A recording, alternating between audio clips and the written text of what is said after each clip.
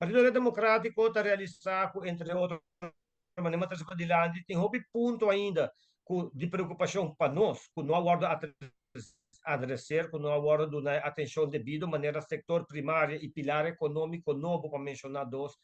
Para nós não olvidar pensionado não nos rende grande não que tem nenhuma atenção do país aqui para não tapar de maneira um custo uma vez boa passa 65 anos de idade 70 vai arriba já não tem atividade pago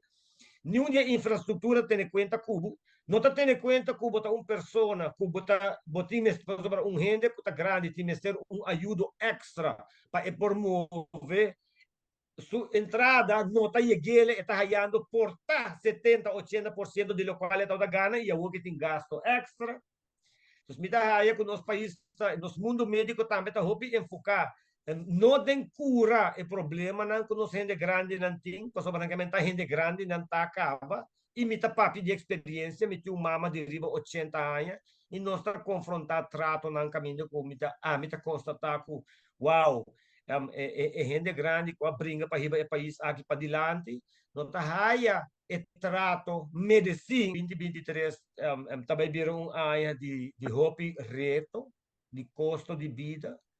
reto ng laboral reto na riba nível internacional reto riba del reino relação com Holanda Partido Democrático lo está observando a decisão de nos mandatário não Partido Democrático lo está observando também a direção que o povo está mostrando que quer vai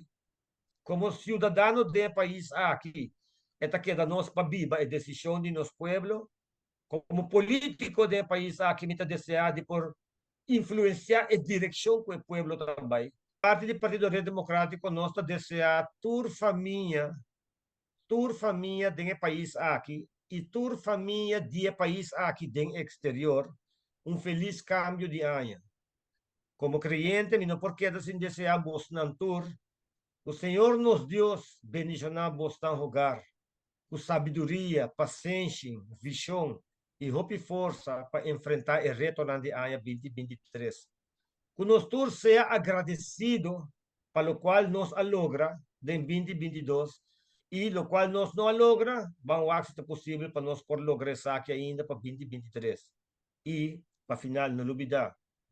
um caso unido, um país unido, é a única forma de vencer de um futuro precário, maneira que nós estamos mirando nós dilante. País Aruba, tur arubiano, tur persona que estima país aqui, quase país aqui na casa, e tur que está no exterior, com o mesmo sentimento, e te deseavo um feliz câmbio de ano 2022-2023.